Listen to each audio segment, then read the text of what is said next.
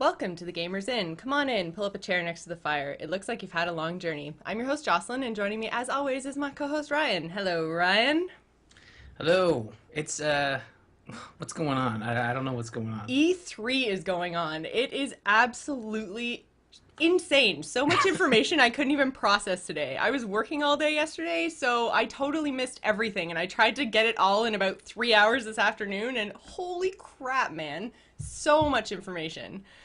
And here with us this week to talk E3 on this special night is Mr. Scott Johnson. How are you tonight, Scott? Well, hello. I'm fine. It's very nice to be on the program. It's nice to be here, Jocelyn, and see you. Although I'm not seeing you, but it's as if I'm seeing you. I'll see you in a few weeks. So Oh, I'm so excited. But Ryan, it's nice to see you in the flesh.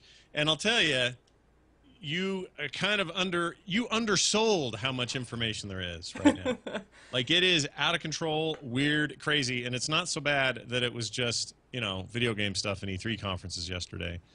But then Apple had their thing. Oh my God, and yeah. There's other stuff left and right, and Google just bought some other company. Like, tech and video games right now, this week, could not be a little bit more on fire than it is right now. It's Couldn't crazy. they have just waited, just like stagger it by like a day even? Like, come on, just... That would have been nice. The way they used to do it back in the day, I want to say, way back in the day, is sometimes they'd have these press conferences at the same time in some cases because nobody took them as seriously as they do now. Now it's like this huge event. They spend millions of dollars just to get that stage set up. Oh, did you see the car? Oh, yeah, dude. There's only 2 of these in the world, and we have it right here for 2 seconds.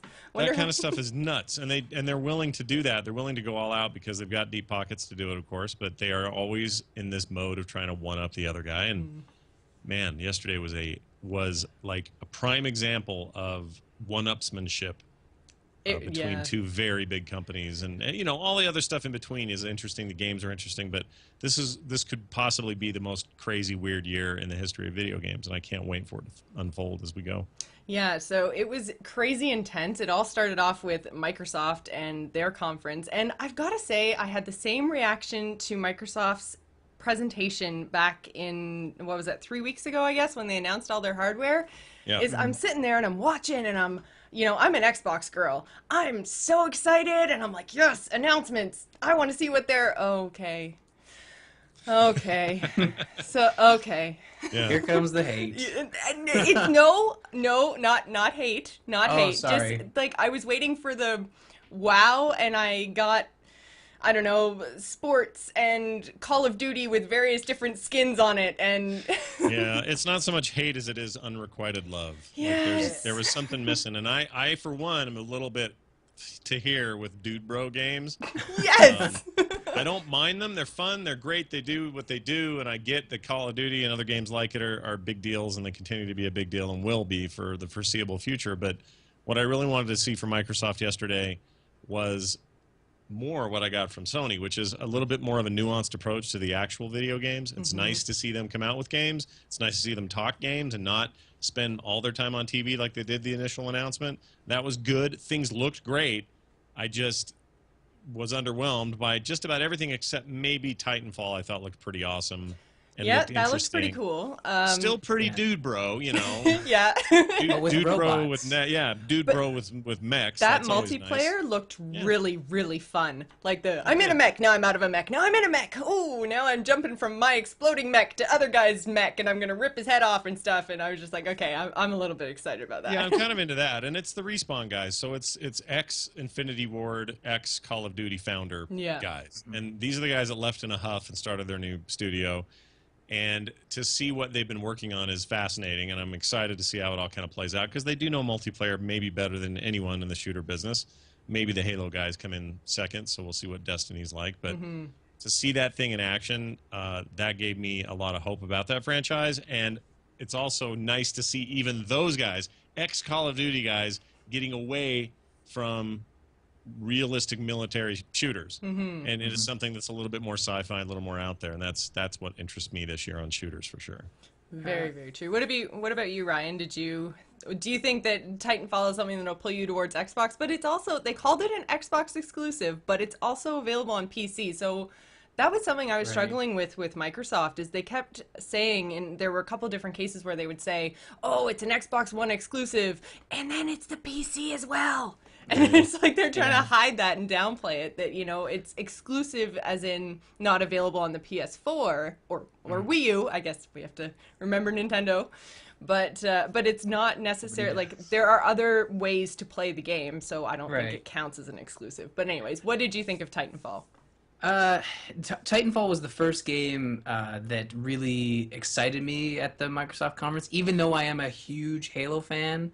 I mean, I see that, like, when I saw that teaser, it was sort of like, well, I guess I'll be buying an Xbox One at this point. I was like, whoa, Journey just got way more complicated. Well, I thought it was, I didn't think it was Journey, but that's the obvious joke, right? But I thought it might have been something to do with, there's that. Well, the Mad Max one had been rumored for a long time, but then I thought Star Wars, which didn't make any sense, and then I was like, oh, it's probably Halo, which is great. But Titanfall was the first game. I was like, you know what? I'm really excited to play this. And then I remember it got leaked. It was a Game Informer cover, and they had explicitly said that it was PC as well. And I guess when Microsoft says it's exclusive, it's Microsoft exclusive, for Microsoft platforms, Windows, Xbox 360, and Xbox One. Well, even then, sometimes they're timed exclusives and they don't tell you this. So they can get up and say, oh, it's an Xbox exclusive. But what they don't tell you, and Sony does this too, they all do it. But what they don't tell you is they're like some 6-month contract, or there's even shorter contracts. But in those 6 months, let's say as an example, that thing will show up on PS4 or other platforms, other systems, and that's not totally weird or unheard of, but Microsoft clearly spent big money to try to keep those guys locked in, and who knows how long that goes, but I have a feeling Respawn doesn't want to get locked into a single platform. Actually, really nobody does unless you're owned by the platform, so that'll be weird. So there was also, or sorry, Ryan, do you have, I was just going to say, it's funny you mentioned the exclusivity window probably is just that. It'll be there for a year. I mean, Respawn, in the article in question, they had said that they have a small team. They wanted to focus on one platform, and then even the Xbox 360 versions shopped out to another studio, right? So rather than sort of get it, like, hit everything Activision style, they just decided to focus on one platform, make it the best game it can be, and then in a year they can, throw all that hype up again and put it out on PS4, right? So, I mean, that's great, but I'm really looking forward to seeing it on PC, but all the footage we've seen is on Xbox One, so I'm interested to see if it'll look any different. Well, that's interesting you say that, because I heard a bunch of rumors yesterday from a friend on the floor who says all of the demos running that game outside the stage presentation, which is difficult to say, but had backspace keys and hit E to interact, and great! Like a whole lot of like obvious nods that they're running this stuff on PC hardware. And actually, I have no problem with that, because both these boxes are basically PCs anyway, so it doesn't really matter this time around. It's not like they're faking it or emulating it. This is PC hardware that will eventually be in these boxes. But the idea that they've got finished, functioning, 100% done, retail-ready versions of the Xbox One and the PlayStation 4 there's no way. They're running most of this on PC hardware that's behind the scenes, under the covers, and that's okay. I don't have really a huge problem with it. Maybe for the first time in years I haven't, because that is the platform. We're going to get these games on PC off-the-shelf hardware. It's really what it is, just cheaper. So that'll be interesting to see. But yeah, I don't know, man. That game looked really incredible to me. The Halo thing was weird, because I get you need to do a big reveal. Yeah. But putting a cloak on that armor is weird. Like, who would ever do that? What? You'd never do that. It's cracked. It makes perfect sense. Even if you're trying to sneak around a city or something and have people not recognize you as Master Chief, you look like a big bulky idiot. Like, there's no hiding that you got all kinds of boxy armor under that thing. That was a goofy reveal. And but whatever. Isn't he also like 7 feet tall and like a foot taller than everybody else? So, I mean, like, he's huge. Yeah, he's kind a of a super giveaway. soldier. He's genetically engineered to fight, and there's no way you're hiding. So until somebody gives me, unless that armor gets sunburned and he's trying to watch his, his UV rays, I don't know why he's wearing that cloak. That was just weird. Yeah, it was weird. And I mean, like, everyone knew it was coming too, because it's the next gen console reveal from Microsoft. Of course, we already know that there's going to be a Halo 5 and 6, so really the only real announcement was whether it was going to be launch title, which nobody really thought it was going to be anyway, or if it was going to be something for next year, which it turned out, yes, 2014, yay, more Halo. Well, yay for some people. And that thing was pre-rendered, which they said that wasn't in-game engine. So what they did was a teaser that had really nothing to do with anything. I don't even know what that big bird thing has to do with the lore of Halo. It's Forerunner, probably. I don't know. That's what I figured too. Yeah. Who knows? Maybe it's something to do with the flood again. I don't know. But the bottom line is, I hope not. But what they'll probably do is nothing to do with it. Like they'll whatever Halo game they make next will have nothing to do with Giant Bird and zero to do with Cloak, and it'll just be a new Halo game, and that's great. You know what? That's one of the Microsoft's biggest guns in their arsenal.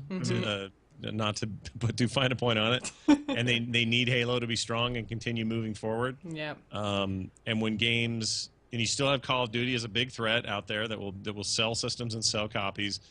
And you've got things like Destiny, which obviously is, that's going to be multi-platform. Although Sony, again, they made that look like that was their puppy today. Yeah, Sony did that a lot. I was very confused with a lot of the things that Sony showed. I was just like, oh my god, PS4 is going to be amazing. Look at all the things that they have. And I was like, oh wait, they're all on Microsoft too. They just didn't talk about it. So yeah, they showed a fair amount of exclusives, and they always do, and they're always interesting. And again, this is where I think Sony did really well. One of the things they did well at yesterday was showing me weird stuff I can't play anywhere else. Yes. And that's always interesting to me. But the PS3 was really good at this whole generation. There was only one place to get Journey. There was only one place I could ever play any of the Nathan Drake games, or for that matter, Last of Us, which isn't out yet, but will be.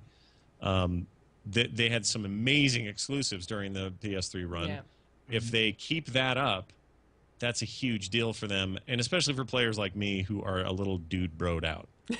So, I like to tap into my feminine side, I guess, or something.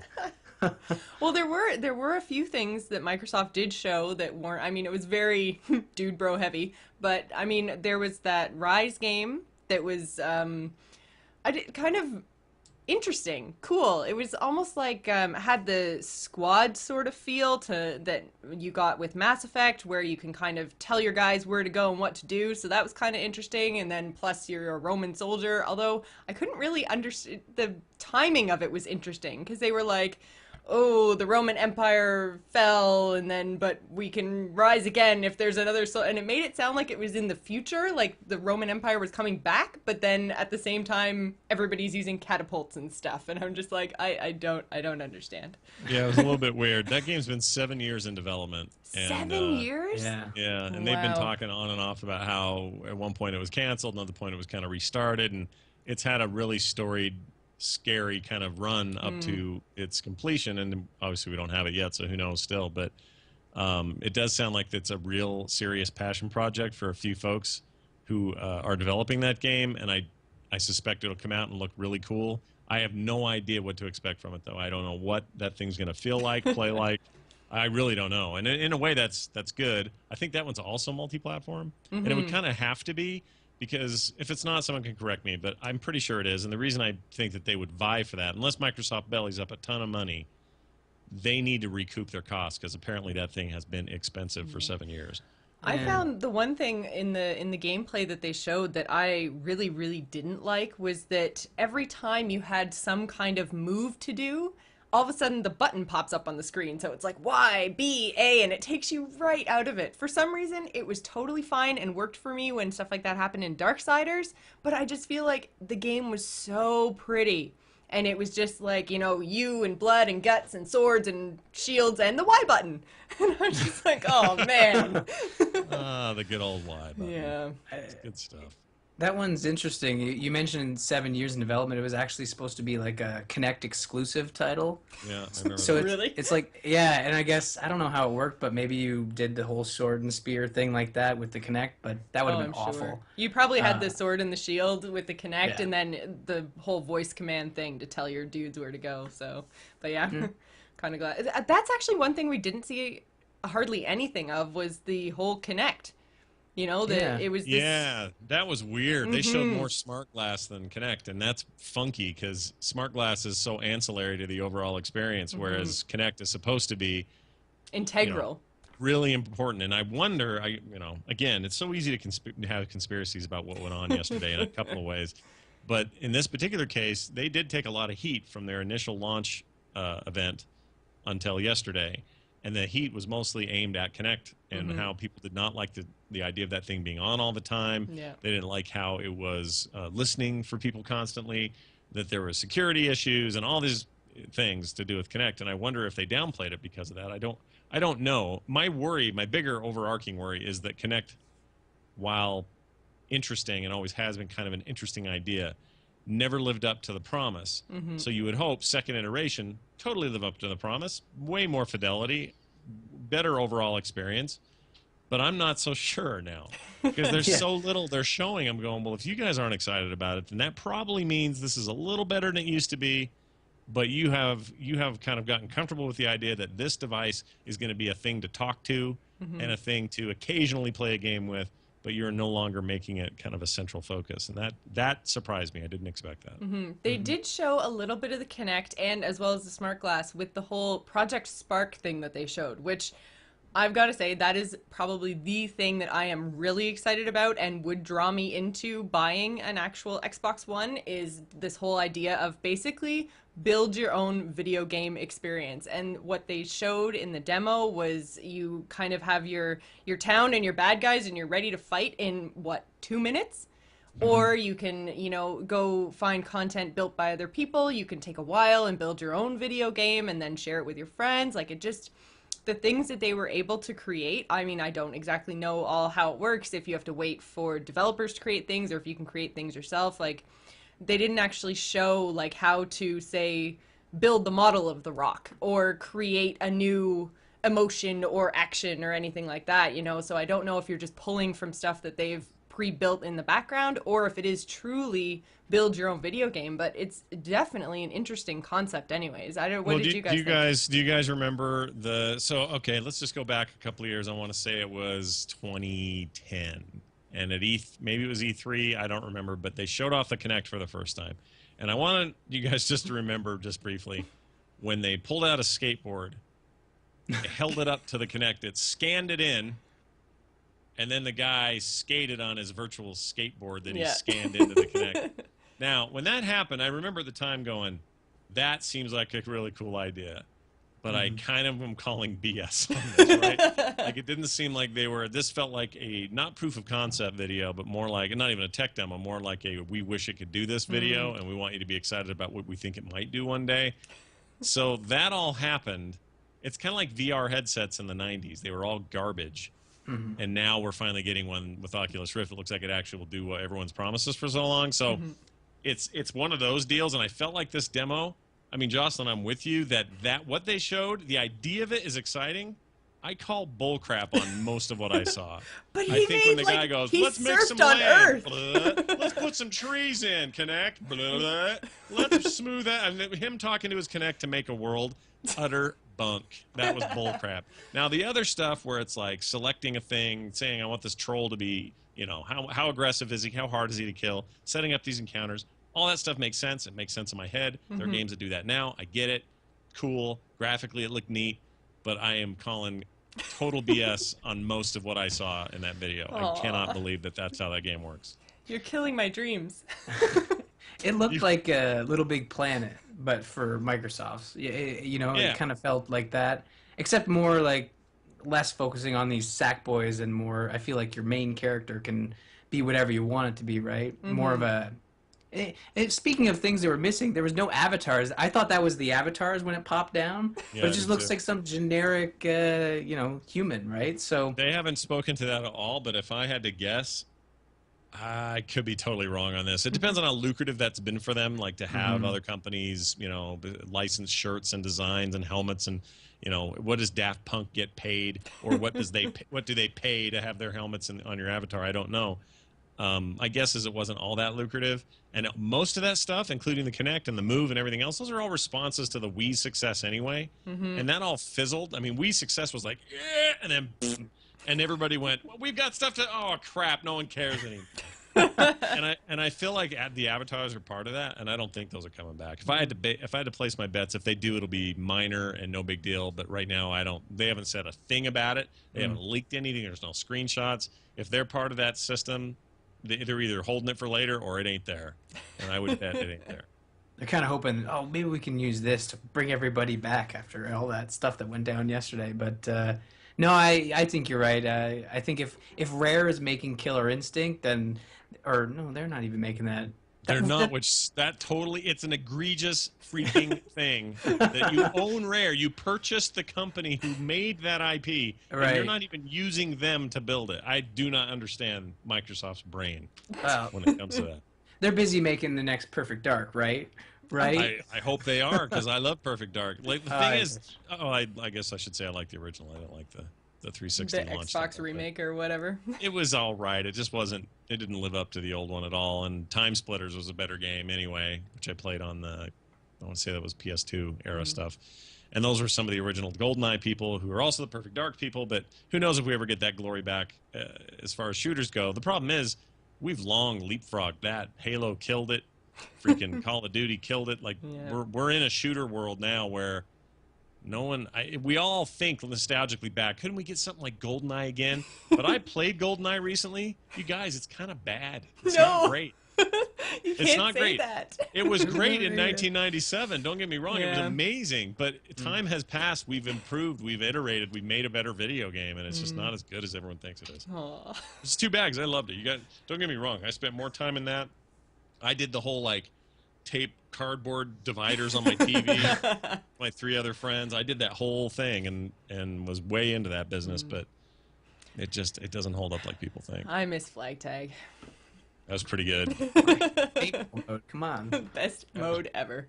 That was pretty good, no doubt. So one thing that actually both Microsoft and Sony had, they each had a free-to-play title, and they each had something that was kind of like playable TV, and we got to see a little bit more of the whole Quantum Break thing from Microsoft, which is exclusive to the Xbox One.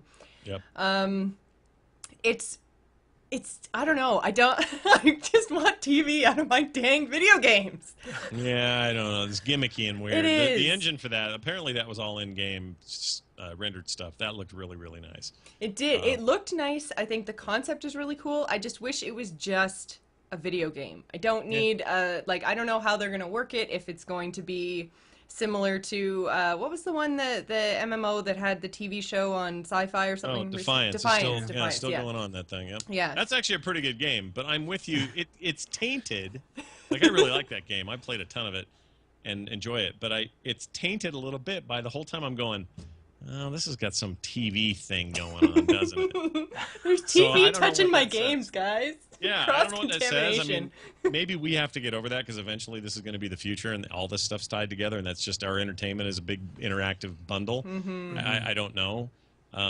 This is the thing we're going to all be old men and women about one day, and we're going to be complaining about it. I don't know. But if it is, I'm not ready for it yet. I don't want it. I don't like it. I'm with you. It's like don't mix your TV and your video games. I just feel like it's going to be the same sort of thing as 3D, that everyone's going to be like, oh my God, we finally got this. Oh wait, nobody really likes this. Yeah, no, exactly. And it's funny you should say that because we now live in an era where they're trying to tell us what we want, right? Instead of us getting sometimes what we really want. I keep trying to jump ahead, but the Sony thing yesterday kind of took that and ran with it. Took that idea that I heard somebody on Twitter say one of the companies was dictating to players yesterday, and the other company was listening to players yesterday. And I think it was Microsoft was the one they were saying was dictating, and I think Sony was the one who was kind of more catering to and listening to their community. Yeah, they were, and they were. I mean, yes, they were doing that, but in all fairness, they were also had an advantage of being scheduled later in the day. Whatever Microsoft said or did could be acted upon, so they could do things like whip up 3 quick graphics about game exchanges, and those looked like really thrown together. Yeah, they did. They were cool and stylistic, but my eye was like, I think that dude did that at 4 today. And then you know, the big reveal about price. Obviously, that's something they could do sort of on the fly. I was talking to Tom Merritt about this, and he thinks it's not that easy. There's too much supply chain and too much other stuff in place where those prices can't be moved around so willy-nilly. But in this particular case, with this much on the line, it's entirely possible, maybe even probable, that Sony made a last-minute decision to drop that by $100. And to their credit, this is what it's a competitive damn business. It's the way it's going to go, you know? I think, well, and I mean, we can quickly mention price, which we haven't mentioned yet, is that Microsoft's Xbox One is going to be $499, and that includes your one controller, your system, and your Kinect, and then Sony is $399, but that doesn't include the whole Sony Eye thing, which I believe is the thing that reads the Move part of the Sony controller. Yeah, there's been some confusion about this, and the Eye was on the listing for Amazon, showed that it was included, and then it was changed. I mean, that's the way this stuff goes. It's always some mistake somewhere. But they're $59. So if you want that thing, you got to pay $59. If you want a second controller, $59, which is what the 360 controller is going to cost, I think. But yeah, honestly, they're not as far apart as it seems, you know. And they could have had, maybe originally they were going to bundle the Eye in, and they had a $499 price point, and then they're like, oh, if we yank the Eye, we can call it $399, and we look way cheaper. You know? Or even if it was just $50, because technically, I mean, if they're going to really sell that thing for $59 separately, which is, I want to say, less than it used to be. The old ones, I mean. I'm not sure about that. I don't know. I don't actually own a PlayStation, so I don't know. Unless you have a compelling reason to have that Eye camera going. And they haven't really shown us any super compelling reasons, and I would argue they haven't shown too many really compelling reasons why the Kinect needs to be a bundled must-have thing on the other agreed. one. Yeah, definitely. So given that, I think consumers are fine with that. They're kind of gimmicked out. They're like, well, that Kinect thing, it's dusty and in the corner. We haven't used it in about a year, and in my case, I barely use that thing. Yeah. And the Move even less. So I don't think they care about that stuff anymore in that way. Microsoft's just like, well, we want to integrate all this. Honestly, that thing's more of a voice thing for Microsoft. It really is. Definitely. And great. That sounds awesome. Let's see some gameplay implementation. The UI sounds fine. Like, that's all cool and everything. But if that drove the product up, or the price up to another $100, I mean, people. Here's the other thing: when the thing ended, nobody went, "Oh, $500. That's a good deal." Nobody was saying. Everybody was saying, "That's a little high. I don't know if I want to do this year." So it's not like they had to wait until Sony to see the difference to then not like the 500. They already didn't like 500. I think Sony benefited from the fact that now that $399 looks way cheaper, even though it's still a chunk of money. It's $100 less. Yeah. So that whole what a weird day that was yesterday. Well, and the chat room is pointing out right now that they possibly had 3 options, and that's some of the leaks that we saw earlier on in the day before the Sony conference. Was prices anywhere, like I saw $399, $499, $599. People were speculating that they were different bundles and stuff, but what it possibly was just something that was leaked that said, you know, depending on where Microsoft falls, like, we can charge $399, $499, or $599. Obviously, with Microsoft charging $499, they can't go with $5. They have an opportunity to undercut Microsoft, so why wouldn't you go to your lowest possible price point? So, I mean, it's entirely possible that it was a game day decision. It was like it was like a weird downloadable mission for XCOM watching this happen yesterday. Because it was all about who moved first. It's like chess, really. It's like who moved first, and then what does the other guy do with that move, and what powers do they use to take out the other guy? And it was really fun. I mean, all this stuff aside, it was really fun corporate strategy to watch and see Sony kind of step up their corporate strategy game, because you could argue the last 10 years they have been way off that game and not responding in the ways they needed to, not responding to Microsoft the way that they needed to. Lately, they kind of have. I think they've been building these strategies at the end of the life cycle of the PS3, with Plus being a pretty successful thing for them, and other initiatives. But to see them do that, and to see the look on Jack Trenton's face, to me, you could see it in his face. He knew that they had a strategy, that they were excited about it. I've never seen the guy smile so much on stage. That is weird for Jack Trenton. He looks like a mobster who wants to kill you, and he looked like a happy little man. And that said volumes. I thought that was really interesting. So I think we're pretty good to move on from Microsoft here. So we have EA, who, I mean, we have not been the biggest fans here on the Gamers Inn of EA over the last, oh, I don't, when did SimCity launch again? March. March, yeah. So, I mean, like, we've been pretty hard on EA over the last few months. And, I mean, they've got some cool stuff coming out. It was so much, like, I even put in our notes sports stuff, because there was just like, there was like, I don't know, 4 sports games that they showed in the middle of the conference, and I was just like, meh, there are sports, they do sports. So, but other than that, I mean, there was a new Star Wars game teased, there was more Need for Speed. There's a lot of racing games yesterday from everybody. It's like everybody had a next gen racing game. Well, it's always the hallmark of a new console coming Yeah. out. There's always some freaking racing game. It's Ridge Racer for the PlayStation 1. For PS2, was what did they have at launch? They had another big racing game at launch. But they always do do this. Well, it Everybody's got highlights one the at launch. tech, right? You know, with all the environments in the background and stuff. Because in terms of gameplay, there's probably going to be a lot of racing fans that are going to yell at me about this, but they're pretty standard. You know, you turn the car left and right, you have a go, like Easy, Jocelyn.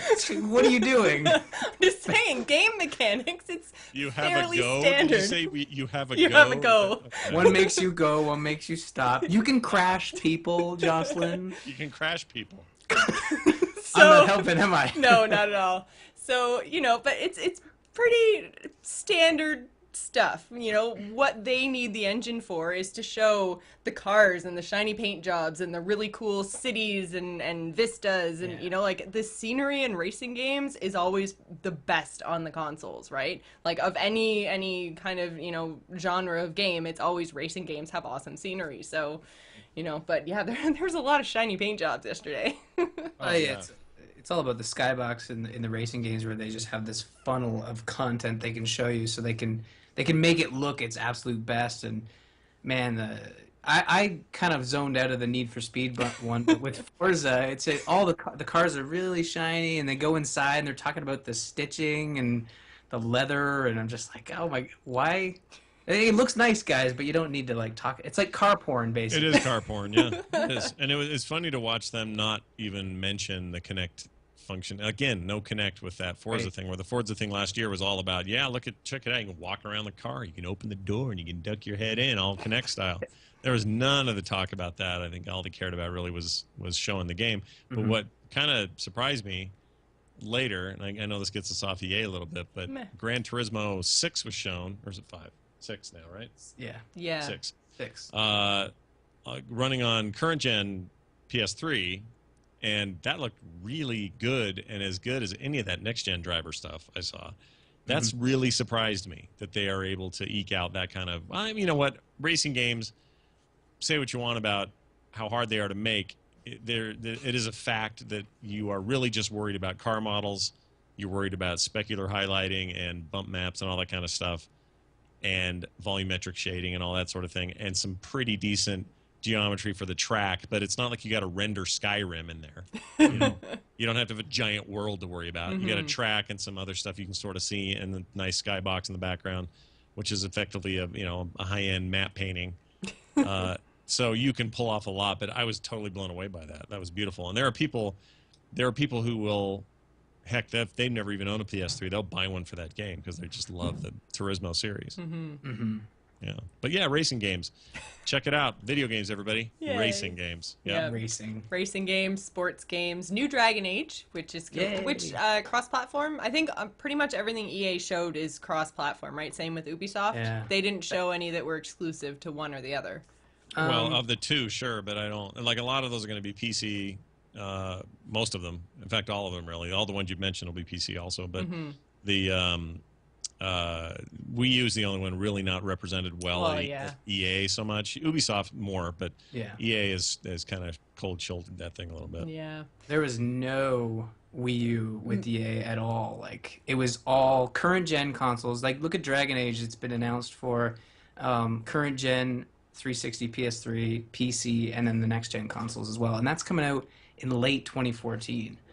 So, and it's crazy, we just saw that CG trailer too, so no gameplay, which was kind of unfortunate. Because I really want to see what they've done, because they've been talking about making this really good Dragon Age game and saying we've listen to you about Dragon Age 2, and we're gonna just make this great RPG for you guys. Well, And if they've Skyrimified it, like I keep hearing, that's exciting to me. I was just gonna say they confirmed that they were doing an open world RPG, so I think they've definitely taken that to heart. Yeah, that'd be great. Yeah, so that one, I think that's going to be interesting. Mirror's Edge, everyone is kind of freaking out over Mirror's Edge, and they didn't really show all that much, but did you guys play the original, or? Yeah. I did too. The funny thing, the interviews I've read since, the EA's very standoffish about it, and the guys at DICE have said something. They're the developers who are behind all the Frostbite engine and most of everything the EA's doing now. And they said that that game is not anywhere near any kind of playable state. That it is that they're resetting it. This isn't a sequel. It's like a reboot. Oh, a reboot. Oh, cool. Yeah. And they said when other things calm down and other things get done, we'll put some work on it. But so it sounded weirdly like they showed that off purely for fanboy reaction to kind of see who is interested, and really not much else. There is no game to play. There is no game ready to come out, and there are no dates. None of that stuff. So it's a little bit weird. But I really loved the look, the feel, and the idea of that game more than I liked actually playing it. So I would be really curious to see if they fix a lot of the problems I had. But I love the whole idea of that game. So if they do, great. Yeah, that was a lot of the feedback that I was kind of seeing people saying, like, oh, the original was really, janky because of this, or I liked this, but not so much this, and I never really got very far because of all the problems that it had, but, really excited to see what EA is going to do with it this time around. So, I mean, we'll just have to see what happens. But so one thing that, I thought was really impressive was Battlefield 4, which, it's beautiful. Yeah, I'm not a huge fan of shooters, but 64-player multiplayer? That's a lot 64 of people. Multiplayer. Well, they do that. Some maps support 64 with Battlefield 3 now, at least on the PC. But were they saying that's console players, 64 people on a console game? Yeah. That's crazy, dude. Yeah. It's awesome. That's unheard of. Yeah. And that may go to... Well, that may go to both Microsoft and Sony's promise to have all this. So they're claiming they've got cloud, quote unquote, cloud technologies, which is just BS. They should just say server end technologies or whatever. but they've got processing capabilities and netcode capabilities that they haven't had before, and that probably will bolster this ability to do 64 players at 60 frames per second in huge open maps. Battlefield is badass and awesome. So I'm actually really stoked about that game, way more than I am any kind of Call of Duty games that are in development right now. So, although I gotta I'd rather say, play it on a console because I cannot stand EA's freaking PC piece of crap. What is it? Origin Origin rather. It's the worst thing ever made. Oh yeah. I freaking hate it. So I as much as I'm a PC freak these days, and I would really like to play that game on a PC, but I am in no rush to install that thing. Oh, man. Yeah, I got to say, like, they're more Microsoft than Sony. I mean, Sony mentioned it, I think, once, but the whole idea of cloud, especially in EA's hands, SimCity ruined me for all things cloud. I mean, I know when we had Angus on when Halo 4 launched, and he was talking about the server-side multiplayer and all the stuff that he was working on at 343, talking about, like, everything with the cloud and the scaling, and it sounds awesome. But I'm just like, then SimCity came along, and I couldn't even load my city, and I'm just like, oh, next gen, just please do not do things in the cloud. Like, just let me play my game. We're not there yet, I think. Like, even with Halo 4, like, the matchmaking is amazing, but when you start playing Spartanauts, which is like the co-op stuff, it just slows right down to a hitch where you cannot do anything. You're waiting to fire your bullets because it's trying to compute like all the AI and all your three co-op buddies at the same time. So maybe the cloud or the servers or whatever, the Dravatar or whatever they called it, does back to Forza. That was ridiculous. Yeah. But I mean, it's like maybe with these servers they're going to be a lot more responsive, and that's going to actually solve those issues. But we haven't gotten an example in our hands yet, so it's hard to say. But I really hope that they can follow through on these promises, especially with EA. They have a lot to prove. Right. Well, they have way more to prove than almost any other publisher right now. Oh, absolutely. They've got to make up for a PR problem that it's kind of unprecedented, and I don't know. They'll do it with great games and great consumer experiences, so let's hope that's what they aim to do. Absolutely. Sure. Speaking of great consumer experiences, Ryan and I really appreciate your continued support of our show, along with the support of our sponsor, Doghouse Systems. You can use the code TheGamersIn to double your RAM when you purchase a new gaming rig. 4 becomes 8, 8 becomes 16, but 16 doesn't become 32. That would be crazy. Head on over to doghousesystems.com and get your order on. Which brings us to Ubisoft, which their big thing, and it has been a big thing for, I don't know, what, 4 months now we've had this announcement. So Assassin's Creed 4. Assassin's Creed does pirates. And I've got to say, like, I watched that trailer of the bar fight and I was just like, yes, I want to be a badass rum bottle swinging pirate. I wish I was more excited about it. I listen. Listen, guys. The problem I have with the Assassin's Creed games is that I really enjoyed Brotherhood a lot. They do this thing really well, and they have at times where they'll just create this incredible sense of reality in an ancient time, like a different time, but it feels real and vibrant and just like you could touch it and smell it. And I love that part of the game. But then you're reminded every 5 minutes, oh, you're just in some simulator. It's called the Animus. You're some idiot in some futuristic cave, with his head tapped into some dumb machine, and you're in blah, blah, blah. That stuff is starting to kill me. I would really much rather this game from the beginning, and I know I can't change time now and change it back, but from the beginning, I just really wish this was just straight up the story of assassins in different time periods, without tying it all together. Connecting it, you can tie them together. That's great because it's this order and these, this dedicated line of assassins who've been trained down the years, and all that stuff's fine. Tie it all together, but don't keep reminding me that there's some future somewhere where Desmond's running around with what's her name from Veronica Mars all night. And just I don't care about any of that stuff. Like, it's not well done. Maybe if it was done better, I'd like it better. But I don't find any of that stuff interesting at all, and I'm only interested when I'm in the thick of the time period. Also, I thought 3 was boring. See, I haven't played 3, so I think that's probably what I'm missing. Like, I don't know, in terms of the more modern day stuff that they've thrown in there. I mean, do we know how many Assassin's Creeds there's going to be? Like, I think there's supposed to be at least 5, right? They'll keep doing them until they. I guess there's that. They stop selling. But the great thing about Black Flag is that they actually aren't doing the Animus. It's just focused on the pirate. Oh. Is it? There's no Animus at all? There's no Animus at all. Okay. Well, see, this. Then maybe I'm in. Maybe you got me. Okay. Because you're right. 3 had an issue where, and I played all the way through it. It was boring inside the game when you were playing the character. Like, he was really kind of dull. He didn't really have the sort of charm that all the other assassins had.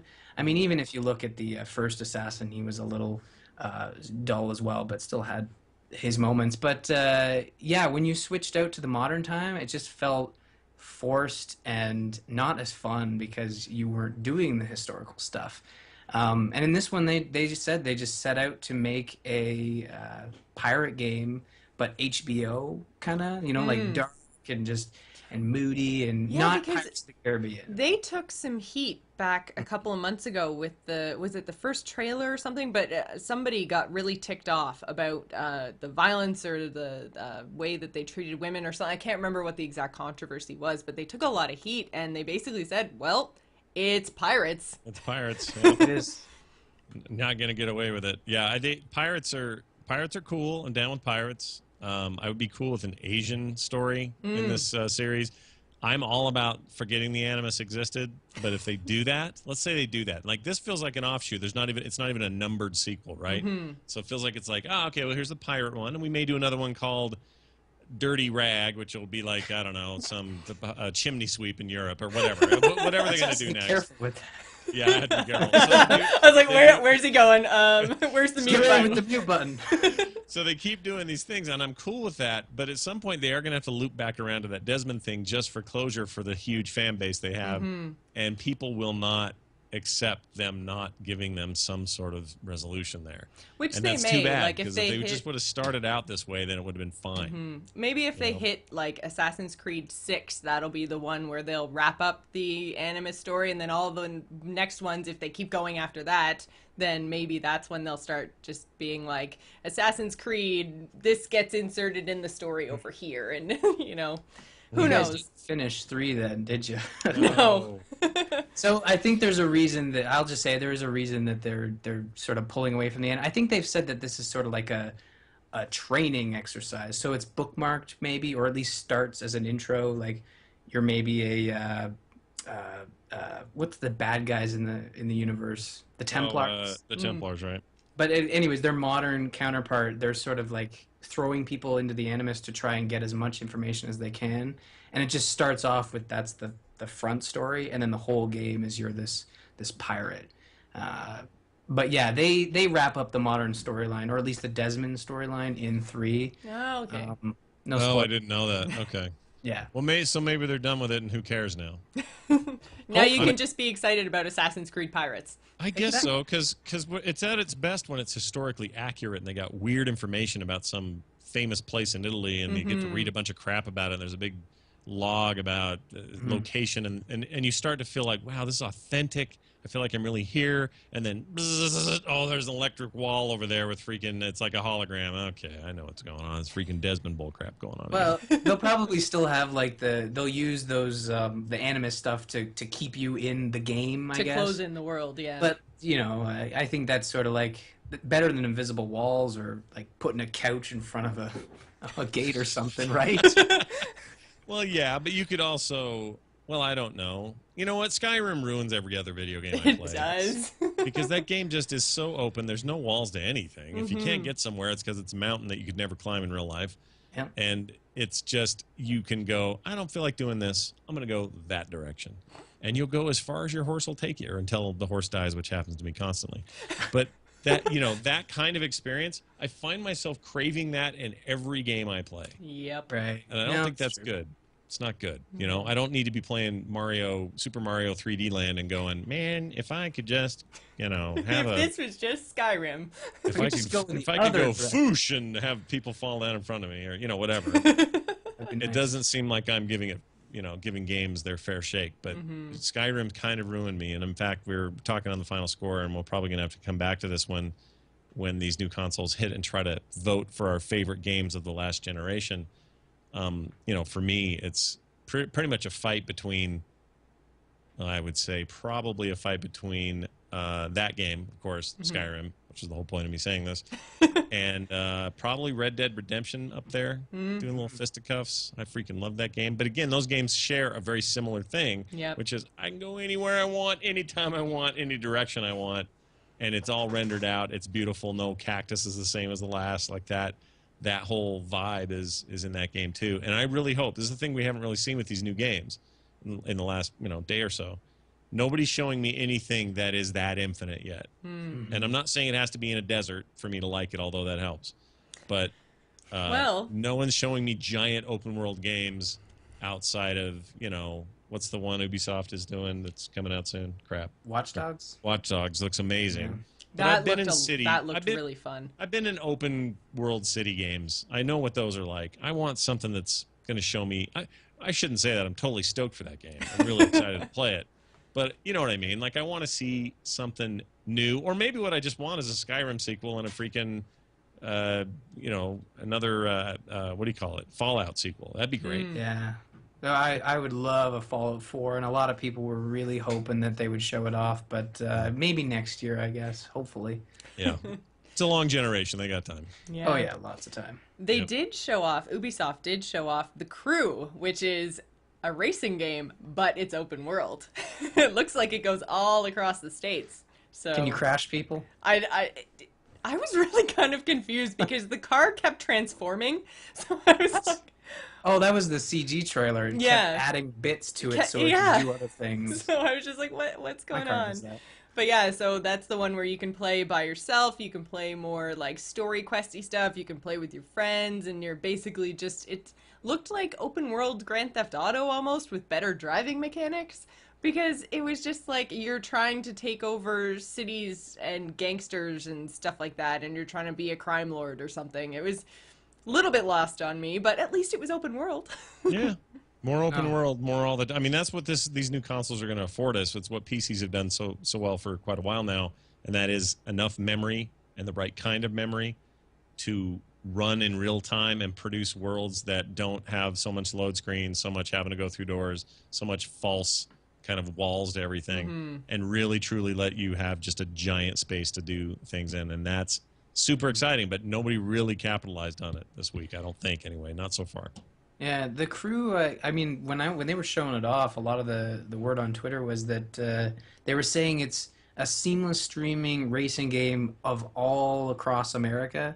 I don't know if that is true or not, but to think that you could probably do that with next gen, have this. Yeah, it would have to be really condensed down, but I think that'd be crazy. Yeah. Just driving around and, welcome to Nevada and then welcome to California and really get a feel for driving all over the place. Yeah, that'd be, that would be a racing game that I can see is interesting, at least. Worth the second look. Imagine it as Burnout Paradise, but blown up to be a giant continent worth of content. And if that's what this is, I'm in. I'm totally in. Mm-hmm.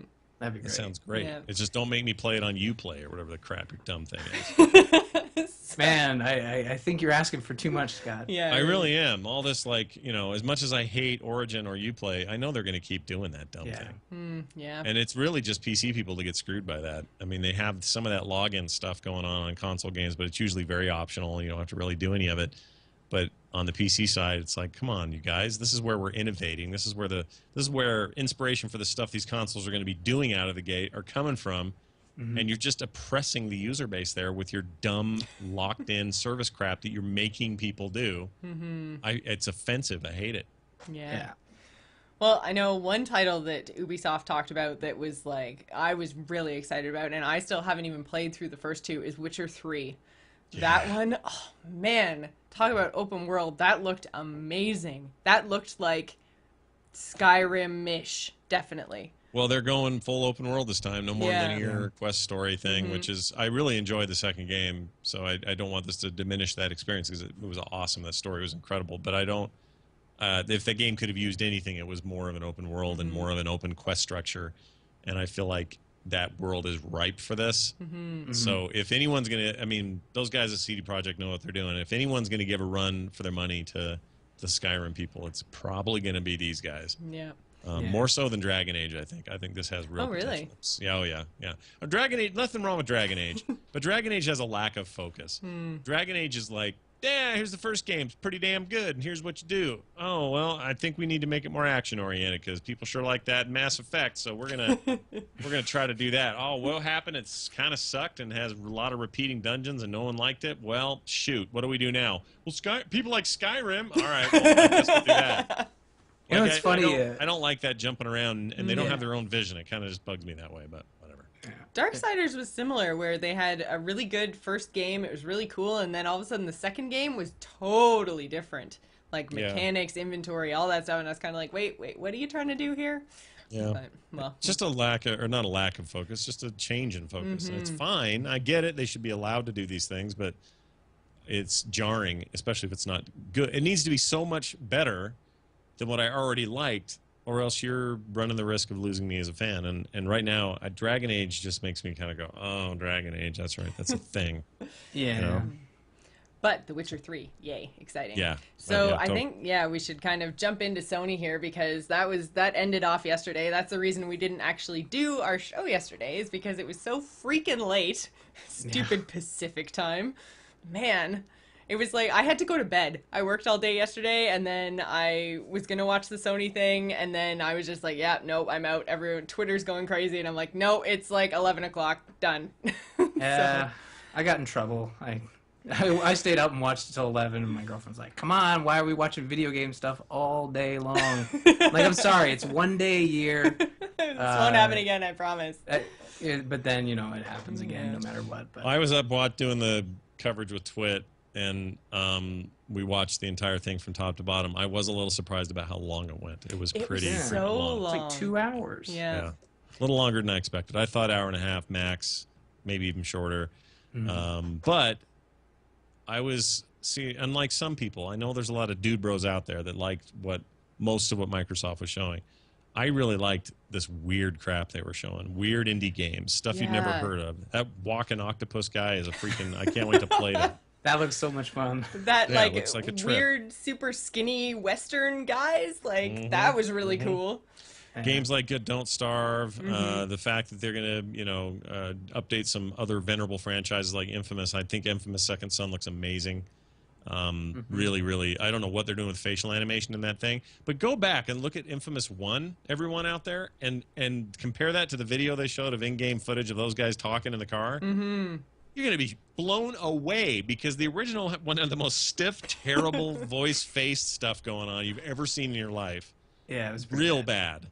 And this just looked insane. So, whatever. I get excited about the technology. This is all stuff our PCs have been able to do for quite a while now. Both Microsoft and Sony really seem to be kind of championing the whole facial thing. That was an extra ing, but I know. I liked it. I liked it. I don't think you should stop. I think that was good. So they were really pushing that, and they talking about the so. emotion This is cool tech, man. Yeah. Right. This is what games should be able to do, and I'm glad they are, doing these things. But that Dark Sorcerer thing, I don't know what the hell that was going on, but man, that was funny. May as well have been real. May as well have been a real dude. Yeah. And it kind of Joel is. thought it was. Mocap stuff basically is. Yeah, they just skin real people. ESO to come in there as a free-to-play game is interesting because we know that Elder Scrolls Online is coming to PC. That's been long known. What we haven't known is its pricing model. Yes. They basically just admitted that if it's free to play on the PS4, then it's free to play everywhere. Okay, I was gonna say I must have totally missed that. When did they say free to play?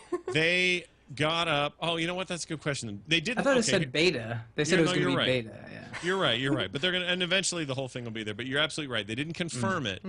This is more in my head going. All right, so hold on a second. Nobody's ever been able to make a success of a console where it requires money to play multiplayer like Xbox Live and now PlayStation Plus, which we found out yesterday you got to have to play multiplayer. And nobody's ever gotten a subscription-based game to work on those consoles as another thing you got to pay for. That's a good point. Plus, MMOs are dropping like flies that have any kind of subscription service. There are only 2 venerables left, Warcraft, which kills everybody, and Eve, which is weird as hell and can still work somehow. So you have those things that survive. Nobody else enters this MMO market as a subscription-based game. If they do, it's suicide, and they go back and they change back to it anyway. They end up converting back to a free-to-play model. They're all doing it. Rift just changed to free-to-play. Will be in a couple of weeks here. Like, everybody's doing it. So I would be shocked and awed if ESO ended up being subscription. And my point is that, to me, that them showing up in that fashion on a console like that kind of proved it. Because if that game isn't free to play on that console, nobody will pay. That's just the way it is. So then, do you think if it's going to be free to play across all platforms, then if I create a character that is tied to my profile, can I then decide to play my character on my PC one day, and then I'm like, you know what, I want to chill on my couch. I think I'm going to pick up my character and I'm going to play her on the whatever next-gen console I decide to buy? It's entirely possible, but here's the problem with that. That would be awesome. Here's the problem with that. Here's what I predict they'll do. What they could do is what you just said. The problem is what they will do is both console versions will be of parity, and you'll be able to play each other from there. So if you're an Xbox One owner and you're somebody else a PS4 owner, you will be able to play that game, assuming it's on both platforms. You'd be able to play that game together because, again, you have some parity on hardware, and it's not an architectural nightmare to make those two things work. On the PC side, though, this is a problem. Because you start out with parity, but let's say, MMOs thrive and survive for 10-plus years. We're at 10 years of World of Warcraft, for heaven's sakes.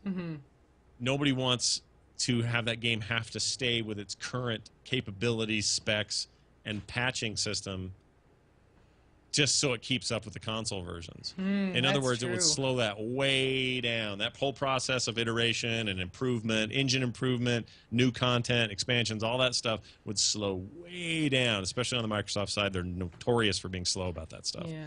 Damn it, Scott. If that's true, then you will not be able to play me on the PC versus you on a 360 or not a 360, rather a Xbox One. Yeah. I'm just guessing, but that seems like the business end of it.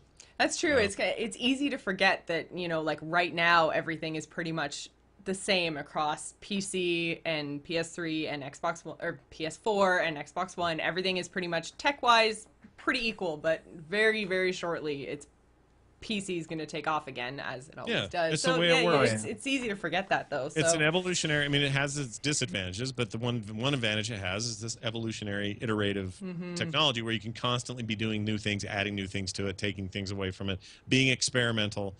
The downside of that is, there's a million parts of hardware you got to support. It's hard sometimes. You get driver issues. I mean, all that stuff still exists. It's better than it's ever been, but still kind of a problem. Steam has helped streamline a lot of that stuff. But when it comes to consoles, one advantage they have is the developers are now talking directly to core hardware. They're saying every PS4 is identical. We don't have to jump through hoops to make a bunch of compatibility. It's one machine, fits all. That means we can go right to the root of this hardware and really get stuff out of it that you can't even get a PC to do right now because, again, it's this dedicated piece of hardware. And you can do that with hardware. You can talk to the most fundamental roots of that hardware and get it to do things that seem like magic. That, over time, though, becomes obsolete and better things are happening somewhere else. And again, a company like Bethesda is not about to sit down and go, well, we think we'll just hamstring ESO on the PC because we want it to keep up with the console. I think that would be ridiculous for them to do that. So then you definitely think that, well, and you too, Ryan, weigh in on this. In terms of longevity of ESO, I mean, I would love to see it stick around for 10 years, but I mean, like, the whole Elder Scrolls series has just been so compartmentalized, I guess. Like, you've got all of your titles have been console or PC or whatever, but they're still self-contained stories. And I mean, it seems like when you have to level a character from 1 to 60 or whatever they've said, you're all going for the central throne and you're part of a faction and it's all PvP. It sounds like a really fun, awesome game, but I don't know if that, like, having your goal in the center and your mechanics staying the same, it feels like something that I would play for a year or two like I would any other Elder Scrolls title while I wait for whatever the next version of Skyrim is. Right. So do you think it's going to stick around for 10 years? Do you think that that's sustainable? I don't know. I mean, is Elder Scrolls Online confirmed for Xbox One, or is it just PS4 and... It's only... PS4 is the only confirmed console, Okay. right? I saw a tweet from, who was it? Peter somebody, I think? Hines. Peter Hines, is it? I think so. And he said it's coming to Xbox One, PS4, and PC spring 2014. Okay. Okay. Well, that it makes Because sense to I me. thought it was exclusive to PS4, and I was like, well, I'm sold on a PS4 then because yay Elder Scrolls, but it's not. It's all next gen well, not Wii U, but it's you can pretty much say that for every game that isn't created by Ubisoft. I mean, Ubisoft's been known to milk every single console that's available, but when it comes to ESO, the mere fact that it's launching on Xbox One, I think what will happen is it'll be what Scott says, but if it was just on PS4, I mean, let's look at Portal 2 that came out on PS3 and had the Steam built into it. Sony's really receptive to allowing third parties to run their own network magic in the background, right? So as opposed to Microsoft, who wants to just, no, it's ours, you have to use it, you can't sort of, Hello, everybody, and welcome back to the Gamers Inn. Sorry about those technical difficulties. It was something to do with my internet. I think our router did something funky because we had to reset the world, and now we're back. So, we have, you may have noticed, lost Scott Johnson. He unfortunately had to run. We ran a little long, and then, obviously, couldn't pick it back up in time. So that really sucks because that was a really, really awesome show so far, but that's okay because we're going to keep going because this is the Gamers Inn and you have Jocelyn and Ryan, so yay! that means we have to have them back now. Yes, I think darn. That's the rule. Oh, shoot. Yeah. Sorry, Scott.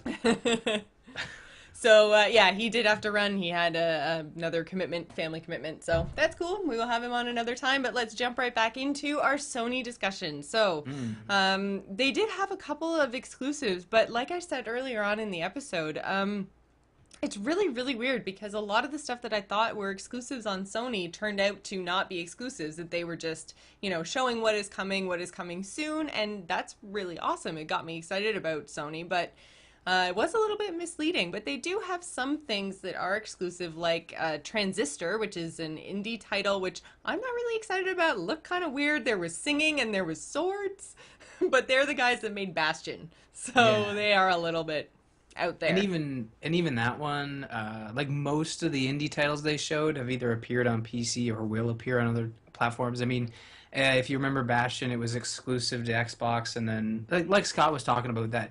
If it's not exclusive, there's that exclusivity window. The only time you truly get an exclusive title is when it's a first party title, and Transistor will probably come to PC down the road, but it's a safe bet that you'll be playing it on PS4 first and for a long time. Yeah. So yeah. But yeah, so there was also Knack, which we still didn't get to see too much of. And again, it's probably all stuff that we'll see more of as the week progresses. But that's from the guys that made Ratchet and Clank.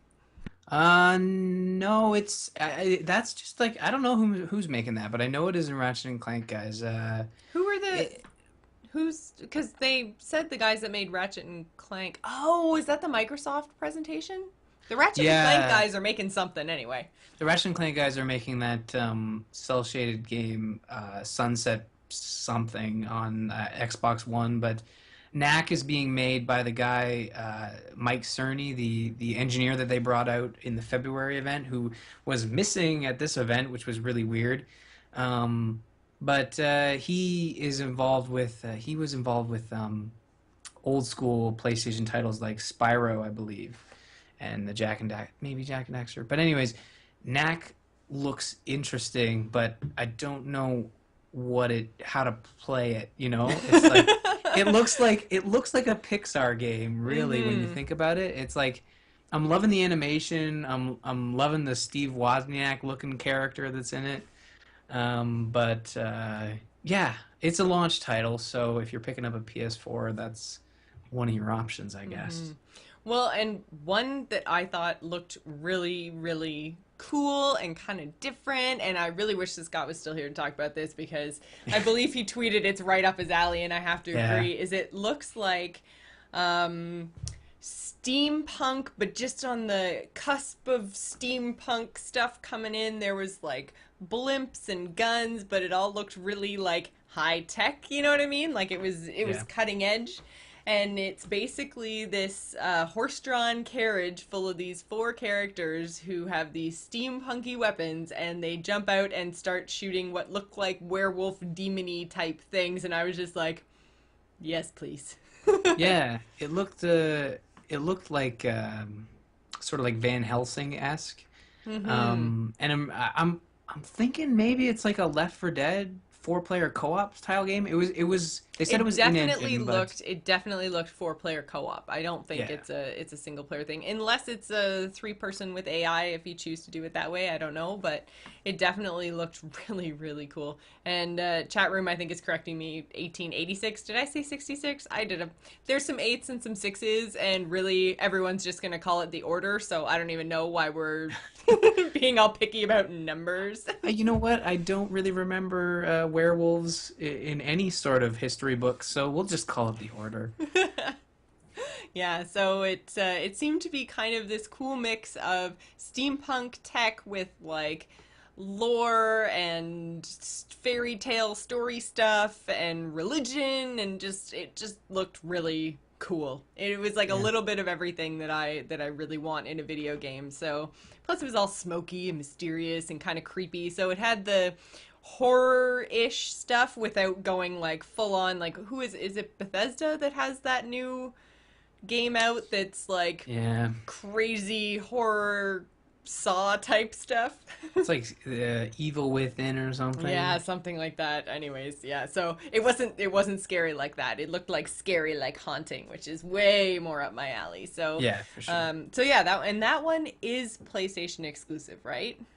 Yes, that's being made by their big studios, Sony Santa Monica and Ready at Dawn. So And Ready at Dawn's known for like their God of War PSP titles. So they've been trying to make a console Sony game for a long time, and I'm glad that Sony's finally given them a chance. But I don't know when it's coming out. Did they say 2014 or? I think pretty much everything that they gave dates for was either launch or early, like spring 2014. They didn't really say, at least that I can remember. And again, like I said, I crammed all of this into about 3 hours this afternoon, so I may have missed it, but I mean, I'm pretty sure that everything that was 2014 was spring 2014. Yeah, Q1 is what the chat room is saying. So yeah, they've got some pretty good stuff coming, and quickly, which I think may be where they're going to outdo Microsoft, is they will have more interesting titles quicker. You know, a lot of Microsoft stuff seemed to be 2014 vaguely, or late 2014, or holiday 2014, as opposed to Q1, spring, you know, launch. I think the whole launch window idea is getting stretched and stretched and stretched. So now it's like within the first year of launch is our launch window. It's like, well, that's not a launch window. A launch window is like, if you launch in November and I don't have it by Christmas, you have missed your launch window. Yeah, and I mean, both these companies are avoiding the mistake that Nintendo has made and continues to make, in the sense that I mean, we're not going to talk about Nintendo. We'll talk about that on Friday, but all the stuff they're announcing, still half of it is not expected until 2014. So I'm really glad Sony and Microsoft, and I mean, they're used to building HD games, so I'm not really surprised that they're going to have all these titles in the first year. And I'm just really excited to play these games. Yeah. There were what I found with Sony is, with Microsoft, their press conference was very, like we mentioned earlier, like bro heavy, you know, like you've got your shooters and your sports and your racing, and you know, whereas I felt that with Sony, they were just like, well, we have this cool thing and this cool thing and this cool thing and this cool thing, and nothing looked the same. You know, like there were all kinds of different art styles. Oh my God, Final Fantasy. It's not exclusive, but when they were showing that, I was like, holy crap. I'm not because this game looked so freaking amazing, when I pick it up, it will be my first experience with Final Fantasy, but like I've never wanted to pick up the game before. And I watched what they showed and I was just like, oh my God, that looks amazing, compelling. It's got all the really cool stuff I like about sci-fi mashed up with all the stuff I like about fantasy, and it's all just like in my face with slow moving exploding glass. Well, one can hope that I mean, this Final Fantasy game has been in development for a long time. It used to be Final Fantasy 13 Versus or something.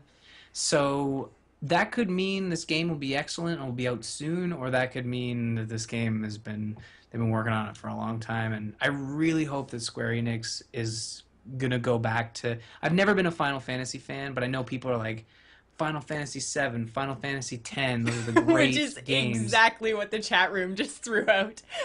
Oh, I swear I wasn't looking, but like I want to experience that without having to go back and play those old. I know I'm an awful gamer. I don't like playing old games because they look like garbage. Yeah. For now, but for their time they were excellent. Yeah. So I'm hoping that 15 is a return to form, and that might be a little wishful thinking, but I'm a Nintendo fan, so I'm full of wishful thinking. Oh man, it's so true. So, okay. When it comes right down to it, as of today, Ryan, who gets your money? I'm pretty sure I'm gonna pre-order a PS4. Even though they have that really, really sweet day one Xbox with the engraving or something. I'll be honest with you. I'm like you. I'm an Xbot. I love my Xbox. I'm not like you in the sense that I love Halo. So everything in the Microsoft conference was like, I can wait for this. I can get it on PC. I can wait. But then they showed Halo 5, and I'm sure like a lot of people are like, oh, this is where Ryan gets nailed, and it's like, yeah, in 2014, you know. So I was only going to buy one this holiday season, and I think it's Sony, because Infamous, I love Infamous. hands down, that's the reason I'm buying that system. And Infamous is coming out Q1, which is probably way ahead of when Halo 5 will be out. Yeah. And that's really what it comes down to. I said from the start, it's the games. Yep. The games. Which we've got to say that Xbox was all about the games today. I found that my reason that I think that I'm leaning towards PlayStation is more so that with Microsoft, they made a really big deal out of the fact that they're still supporting the 360, that your Xbox Live subscription is the same across everything. They said that they still have, what they say, like 100 titles in development for the 360 over the next year. So, I mean, if they're still going to, well, they unveiled a new console, like a new version of the Xbox 360. So if they're going to stay committed to their previous gen, they are not giving me any reason whatsoever to switch, right now at least. So if I'm only going to buy one, which obviously I'm only going to buy one, because again, it does come down to budget. These are huge amounts of money, especially for someone on such a limited budget. So, you know, I'm only going to buy one, and if the company that I currently own a console from is going to keep supporting that and not just forget it exists, then why wouldn't I buy the other company? It's like, by staying true to the fans and giving fans what they want, they're actually assuring that I don't go out and buy an Xbox One day one.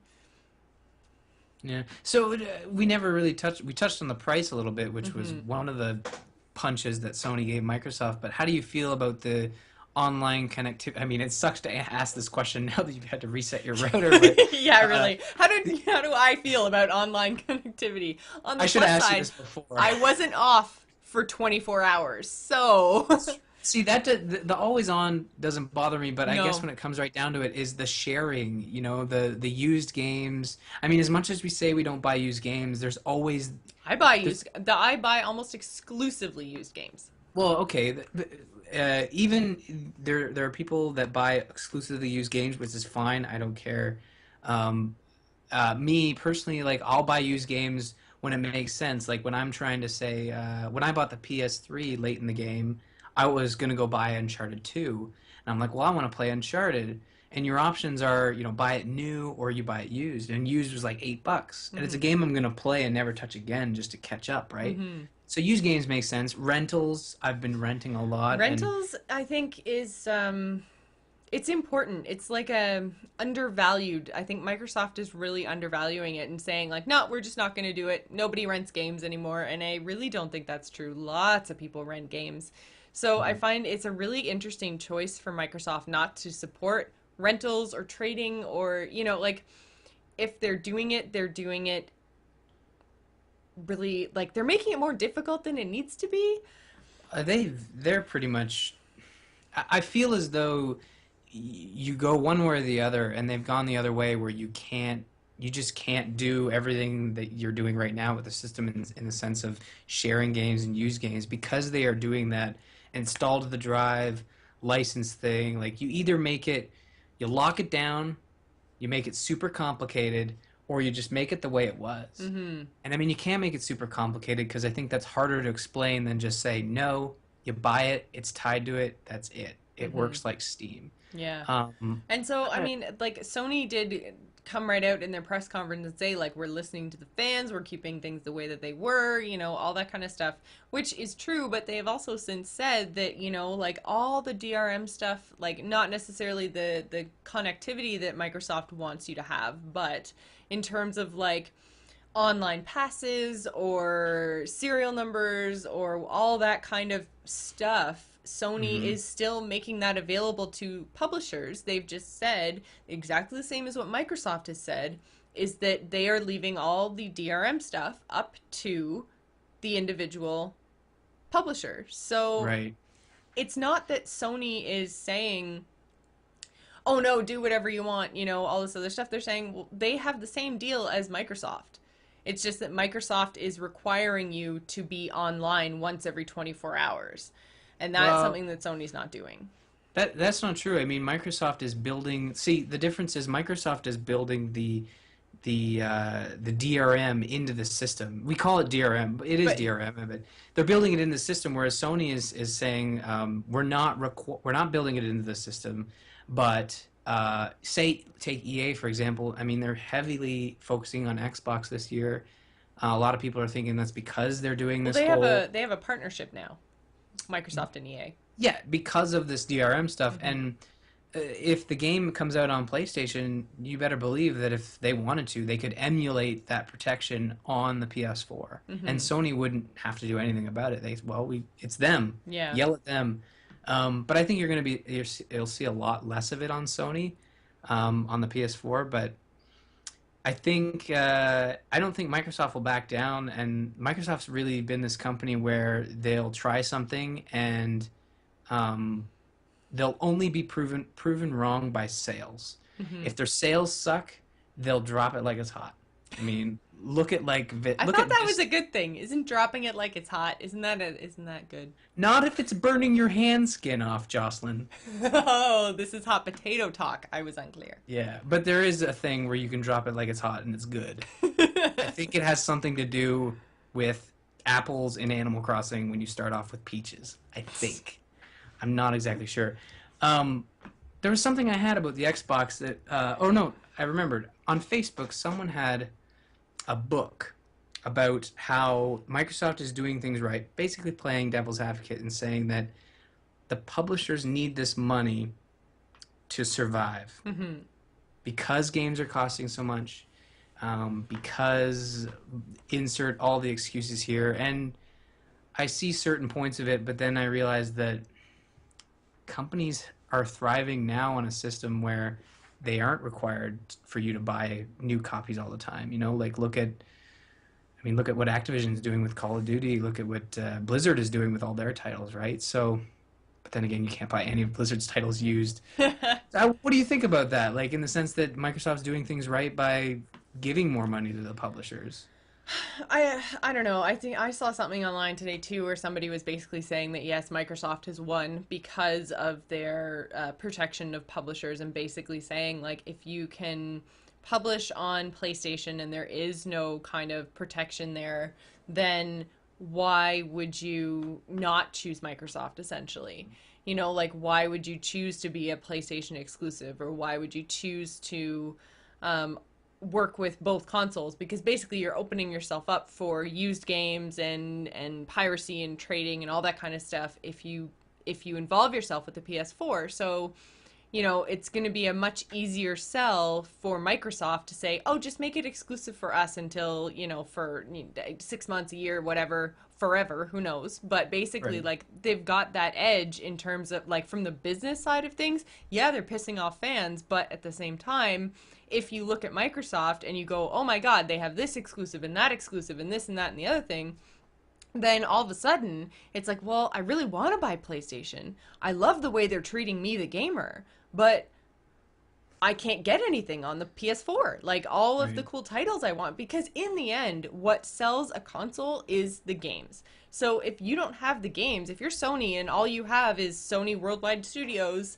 as your exclusive titles, yeah, they make good stuff. I'm not saying they don't. But if that's all you have to pull from because everybody else is going with the guy who's going to protect their IP, then, I mean, that's something that you have to consider. Well, you have another Nintendo at that point. Yeah. Where when you look at the Wii U, they're suffering for a different reason. They're suffering in terms for of so many. in terms of third parties, but you don't want to have a system that's solely supported by first party studios, because third parties resent that. I mean, people have come out saying that we don't want to put a game on Wii because they just don't sell as well as Nintendo games. It's a Nintendo machine. So, but I mean, did you get that feeling from the conferences that Sony was lacking in games? I mean, I certainly felt the opposite. Well, no, I mean, they have lots of stuff. They have lots of indie titles. They have things that look really cool, but a lot of that is either shared between Sony and Microsoft, or it's from Sony Worldwide. There weren't a whole lot of titles that were actually exclusively third-party Sony exclusives. Like, can you name one or two? Like, I mean, I know that we've talked about some, but for the third-party exclusive is sort of dead. I mean, I know it's weird. I say that, but then you know, you're right. I say that, and then you look at what Microsoft has, and the one that stands out is Dead Rising 3, which we didn't talk about. Oh I mean, yeah, that it's is a because it's third zombies, part. and I was just kind of like, zombies. I was gonna let Zombies that is down slide. there. It's below racing and sports. But it fits with, you know, I don't really understand the hate on zombie games. There really aren't that many in comparison to shooters, but then people hate shooters. Yeah, like I, I think people hate anything that gets overdone, and it just looks like the same thing with maybe like, oh, this has a red dot sight instead of a scope.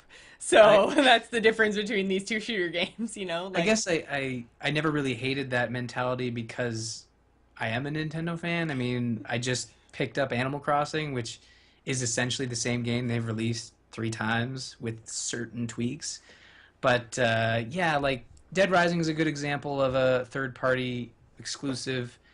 You know, Sunset Overdrive is a really good example of a third-party exclusive. not that that is something that I would ever play. Like, I mean, we watched that trailer and I was losing my shit laughing at it, but I like didn't like that one either, eh? Let's go down the list. it was really But funny because, like, I mean, it started off, and I'm just like, oh, this kind of looks like Borderlands, and now it looks like, oh, I can't remember what the second game was. Oh, Team Fortress 2, and then, oh, you know what else it looks like now that he's sliding down a thing on a hook? Oh, now it's Bioshock Infinite, and oh, now it's got alien zombie pus head things.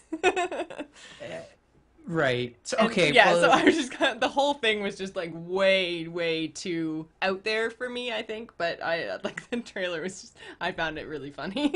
but Halo, but it Jocelyn, is huge. I mean, but it is a huge title, and it's you know by a huge studio, and it's Microsoft exclusive. So I mean, it's there may not be as many, but they're definitely still a force in the video game industry, I think. So. We've been running pretty long now, so I really think so. You think you're gonna spend your money on a PlayStation? I am not hitting the button on the pre-order yet, but I am seriously considering it. I'm still Well, questioning what I'll do. We still have time, and I think that that's key. Is you know getting a few more dates. Get the closer you get to launch, the more information you're gonna get. I think I'm leaning towards PlayStation, although the reason I was leaning towards PlayStation was I thought it was going to be backwards compatible, which it is not. They are saying that eventually they might do emulation or, you know, the older cloud. yeah, the cloud older things may be available eventually, but as of right now, nope, next gen is next gen, no backwards compatibility. So, I was like, oh my god, if I get a PlayStation, then I'm going to have access to the whole PlayStation library, and I can play all the old Killzones and Uncharted's and Infamous and yay. And then they were just like, no. Well, I mean, if the cloud really does deliver, which they keep bringing it up, so it sounds like they want it to, you don't own any PS3 games, so technically the real reason to have backwards compatibility is lost on you, right? Well, yeah, but there'd be, you know, last generation. I could pick them up used. You know, all of these things would factor That's in. true. So, you know, basically, it would have opened up a library that was previously unavailable to me by picking up the next gen console. Which, I mean, obviously, I'm excited about all the things that are next gen. But again, I was excited about Elder Scrolls. I was excited about what's another? Although Dark Sorcerer I thought looked really cool too. But you know, most of the things that I was excited about on PlayStation turned out not to be exclusive. So Final Fantasy is another one. I can pretty much guarantee that you would love Infamous. I know you've never played any of the Infamous Oh titles, no, but I agree. I think I it would. looks amazing. Yeah. I mean, I wasn't a huge fan of what I saw of the main character, but at the same time, I know from trailers and gameplay and all that I've seen of previous Infamous titles, like it's definitely right up my alley. I would really, really enjoy it. So, I mean, I'm leaning towards I think I'm leaning PS4, but again, I need more info. I want to know if I just go for the $3.99 version, what I'm actually going to be missing out on by not having that eye support. I'm not a Oh, huge.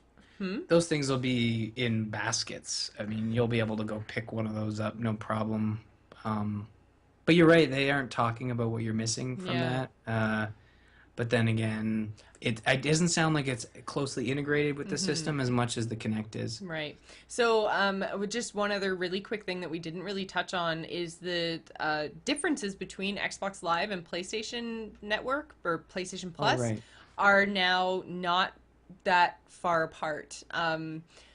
Xbox announced, now again, it was tricky wording, but they announced that they are giving away free titles starting July 1st, two titles a month, and then they said through the launch of the Xbox One.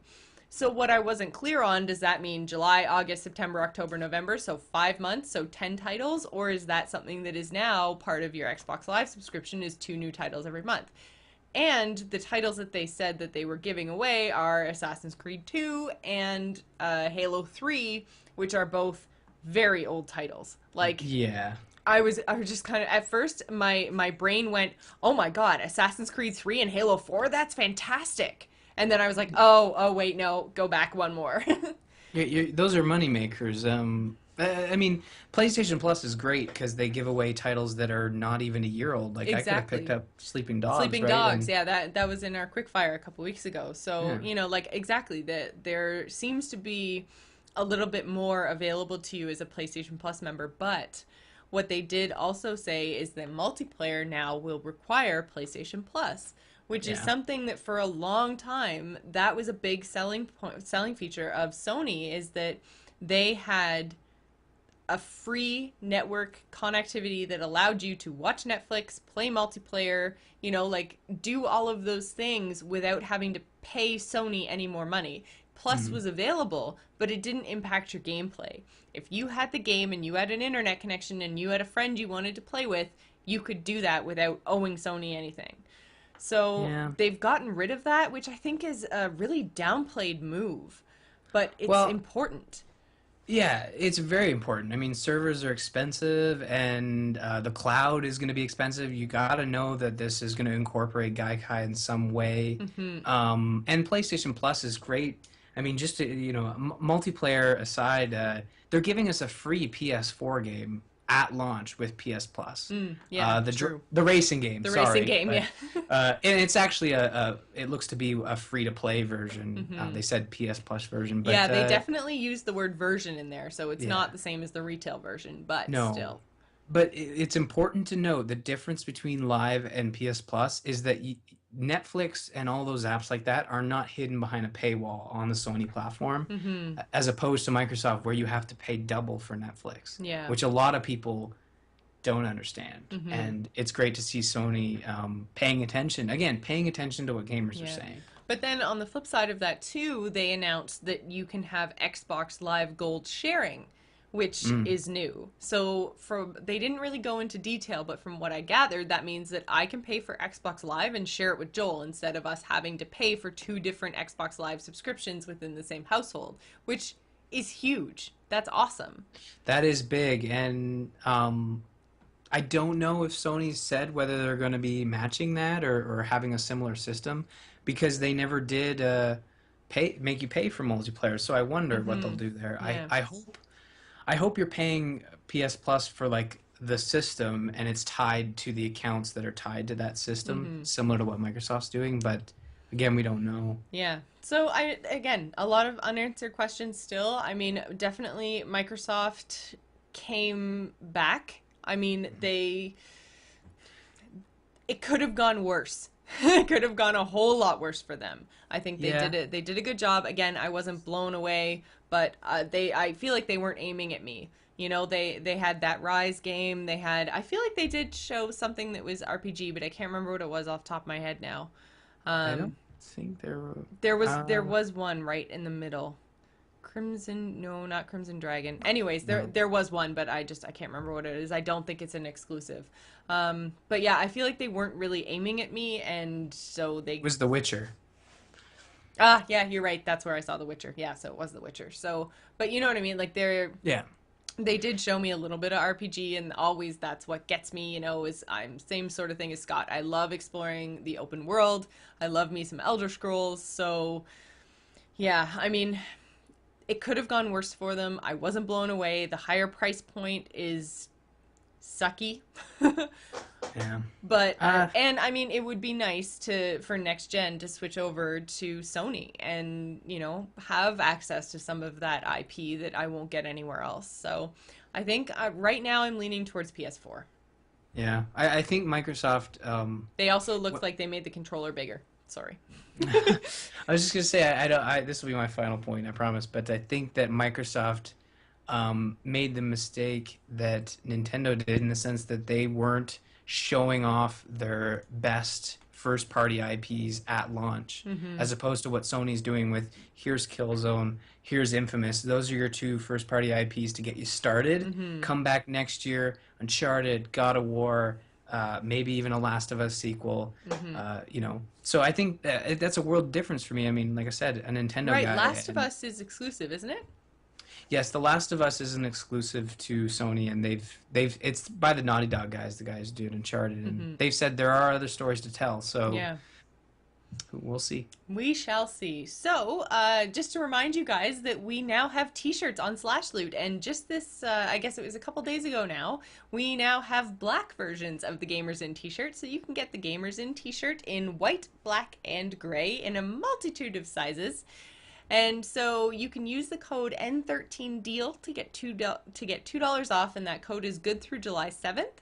You can also use the code N13PIC, again, good through July 7th. It used to be N13SHIP, so it's the same thing. It will give you free shipping if you are going to Nertacular and you're going to be in Utah to pick it up. So use the code N13PIC for pickup. That makes sense. Yep, and the N13 codes work on any shirts on the Slashloot site. So head on over and pick up a Gamers In t-shirt to help support Ryan and I in this thing that we do. So we lost Scott, but this is where I was going to ask him to plug whatever he wanted to plug. So I'm going to plug him for him. He is at Scott Johnson on Twitter. He is host of I don't even know how many shows, but he is the host of The Instance, Final Score, The Morning Stream, App Slappy, the list goes on and on and on, but you can find it all at frogpants.com. That is true. Or frogpantsstudios.com. Ryan, entertain the people while I look it up. You're doing a great job, Scott Johnson. Frogpants.com. There it is. So check out Scott at frogpants.com. You can visit us on the web at gamersinpodcast.com, or you can email the show with your thoughts on the next gen at info@gamersinpodcast.com. You can find us on AMove TV, along with other fabulous podcasts, including StarCast, Campaign Roundtable, Biggest Fan, and This Week in Blizz. You can follow us on Twitter. You can find me, Jocelyn, at GISGamer. Ryan is at R. Murphy. And don't forget to follow the show at The Gamers In. We're also on Facebook and Google+. Before we go, I just wanted to give a quick shout out and thank you to Greg Moffat for creating our music. You can find him on Twitter at SoundsInfluence. We would also like to thank Joel Duggan, who does all of our graphic work. You can find him and everything he does at joelduggan.com.